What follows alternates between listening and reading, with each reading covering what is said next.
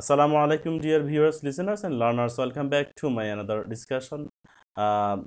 Okay, আজকে আমি আলোচনা করব ইউনিট 1 লেসন 2 গার্ল নামক গল্পটির দ্বিতীয় অংশটি। এর আগে আমি এই লেসনের প্রথম ভিডিওতে আমি এটা নিয়ে আলোচনা করেছি পার্ট 1। এটা আমার ইউটিউব চ্যানেল ঠেলে দেওয়া আছে, সবাই দেখার প্রয়োজন মনে হলে দেখে নিবে। এখন আমরা শুরু করি দ্বিতীয় অংশটি। বাট কিন্তু ডোন্ট সিং বেন্না বেন্না গান গেও না অন সানডে অ্যাট অল, রবিবারে আদৌ। বলেছে রবিবারগুলোতে কখনো বেন্না গান গাইবে না। রবিবার কথাটা বলা হচ্ছে, বেন্না গানটা যাতে রবিবারে না গায়, এবং নেভার কখনো গাইবে না ইন সানডে স্কুল, এবং রবিবারে বিদ্যালয়ে স্কুলে গাইবে না। অন্যান্য দিনের কথা আসতেছে না বেন্না গানের বিষয়টা, অর্থাৎ রবিবারে না গাওয়ার জন্য বেন্না গান নিষেধ করছে।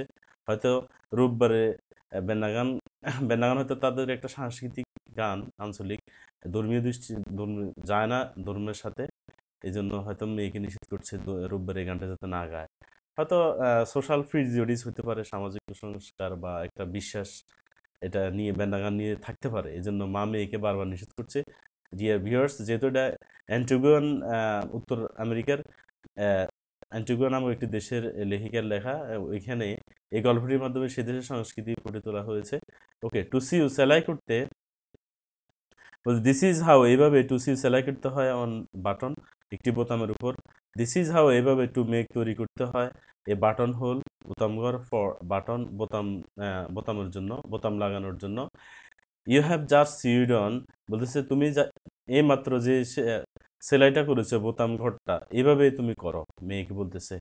হ্যাঁ, দিস ইজ হাউ, এইভাবে টু হেম ঠিক করতে হয় এ ড্রেস, একটি পোশাক। হয় নিউ সি, যখন তুমি দেখবে দ্য হেম পোশাকের পার্টি কামিং ডাউন, নিচে নেমে আসছে, অর্থাৎ পরিহিত পোশাক শরীর থেকে যদি সরে যায়, এটা ঠিক করে দেওয়ার জন্য মা মেয়েকে বলতেছে, আদেশ দিচ্ছে।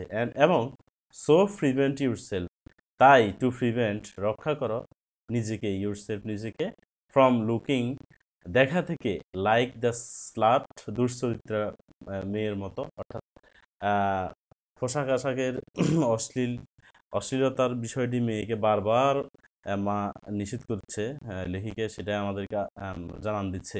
আই নো, আমি জানি, ইউ আর সো ব্যান্ড, তোমার ঝোঁক আছে অন বিকামিং, তা হওয়ার, অর্থাৎ মা মেয়েকে, এই যে এই গল্পটার শুরু থেকে আমরা এই পর্যন্ত মা মেয়েকে বারবার স্লাট যাতে না হয়, অর্থাৎ একটা মানে পোশাক আশাকের শালীনতাহীন এবং কথাবার্তা শালীনতাহীন, হ্যাঁ, চলাফেরা শালীনতাহীন মেয়ের মতো যাতে মেয়েটা না হয়।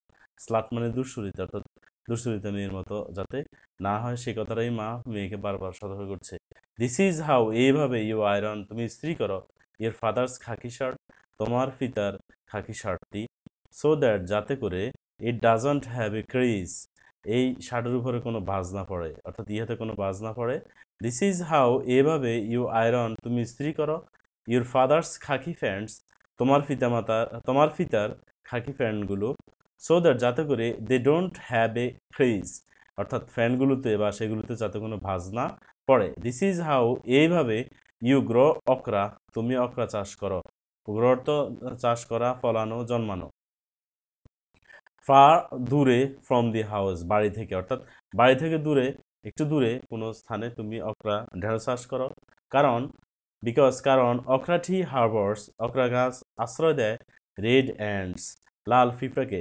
রেড অ্যান্ডস হতে পারে একটা ভয়ঙ্কর পিঁপড়া, ওই দেশের জন্য এটা হয়তো মানুষকে কামড় দেয়, এই জন্য ঢেঁড়স গাছ যদি একটু দূরে চাষ করে, এই এই প্রাণীগুলো ওইখানে বসবাস করবে।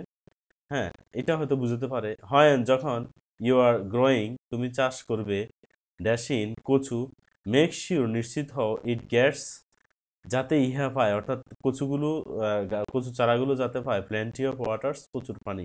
প্ল্যান্টি অফ মানে হলো প্রচুর, অর অন্যথায় it makes your throat itch, ইহা তোমার গলা চুলকাবে, অর্থাৎ কচু চাষ করার সময় পর্যাপ্ত পরিমাণ পানি না দিলে পরবর্তীতে রান্না করার সময় পরে খাওয়ার সময় এটা গলা ধরবে, সেটা বোঝাচ্ছে আর কি।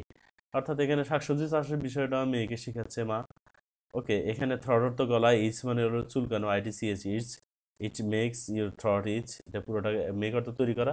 এখানে যদি আমরা তৈরি করার অর্থে মেক ব্যবহার করি তাহলে এটা অর্থ মিলবে না, অর্থাৎ পুরোটা অর্থ একসাথে বলতে হবে যে ইহা তোমার গলা চুলকাবে, কচু তোমার গলা চুলকাবে। হয় যখন ইউ আর ইটিং, যখন তুমি এই কচুগুলো খাবে রান্না করার পরে। দিস ইজ হাউ, এইভাবে ইউ সুইফ এ কর্নার, তুমি একটি মোড় বা কোণ ঝাড় দাও। দিস ইজ হাউ, এইভাবে ইউ সুইফ, তুমি ঝাড় দাও এ হোল হাউস, একটি পুরো বাড়ি, হোল অর্থ পুরো। দিস ইজ হাউ, এইভাবে ইউ সুইফ এ ইয়ার্ড, তুমি ঝাড়ু দেওয়া একটি উঠান।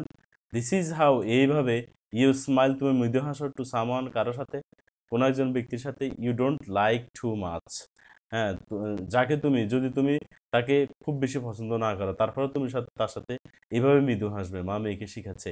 দিস ইজ হাউ, আদেশ করছে, দিস ইজ হাউ, এভাবে ইউ স্মাইল, তুমি মৃদু হাসবে টু সামওয়ান, কারো কোনো ব্যক্তির সাথে যাকে ইউ ডোন্ট লাইক, তুমি পছন্দ করো না এট অল, মোটেই না। অর্থাৎ তুমি যদি কোনো ব্যক্তিকে খুব বেশি পছন্দ না করো তারপরেও তার সাথে মৃদু হাসো, আবার কোনো ব্যক্তিকে যদি মোটেই পছন্দ না করো তারপরেও মৃদু হাসো। আবার বলতেছি দিস ইজ হাউ, এইভাবে ইউ স্মাইল, তুমি মুচকি হাসো টু সামওয়ান, কারোর সাথে ইউ লাইক কমপ্লিটলি, যাকে তুমি পছন্দ করো, ইউ লাইক, তুমি তাকে পছন্দ করো কমপ্লিট, সম্পূর্ণভাবে। অর্থাৎ যাকে বেশি পছন্দ করো না তার সাথে মুচকি হাসো, যাকে মোটেই পছন্দ করো না তার সাথে মুচকি হাসো, যাকে পুরোপুরিভাবে পছন্দ করো তার সাথেও মুচকি হাসো। এটা মায়ের আদেশ মেয়ের প্রতি। দিস ইজ হাউ, এইভাবে ইউ সেট এ টেবল, তুমি একটা টেবিল স্থাপন করো বা সাজাও ফর টি, চায়ের জন্য। দিস ইজ হাউ, এইভাবে ইউ সেট এ টেবল, তুমি স্থাপন করো বা সাজাও ফর ডিনার, রাতের খাবারের জন্য। দিস ইজ হাউ, এইভাবে সেট এ টেবল, টেবিল সাজাও ফর ডিনার, রাতের খাবারের জন্য। উইথ অ্যান ইম্পর্টেন্ট গেস্ট, একজন গুরুত্বপূর্ণ অতিথির জন্য। অর্থাৎ একজন গুরুত্বপূর্ণ অতিথির জন্য যেভাবে টেবিল সাজাইতে হয় সেভাবে সাজানোর কথা মা মেয়েকে বলতেছে। নিজেরা খাইলে সাধারণত অতিথির মতো এরকম সাজসজ্জার প্রয়োজন হয় না। দিস ইজ হাউ, এভাবে ইউ সেট এ টেবল, তুমি স্থাপন করো ফর লাঞ্চ, দুপুর খাবার জন্য। দিস ইজ হাউ, এইভাবে you set table, a table for breakfast, সকালে নাস্তা খাওয়ার জন্য টেবিল সাজাও। দিস ইজ হাউ, এইভাবে টু বিহেভ, আচরণ করতে হয় in the presence of man, লোকজনের উপস্থিতিতে, অফ ম্যান, লোকজনের। ডিয়ার ভিউয়ার্স, আমরা যখন কোনো একটা ফ্রেজ অর্থাৎ শব্দের অংশকে একসাথে বাংলা অনুবাদ করব তখন আমাদেরকে বুঝতে হবে যে অবের পরের শব্দটাকে বাংলা অনুবাদে আগে বলতে হয়।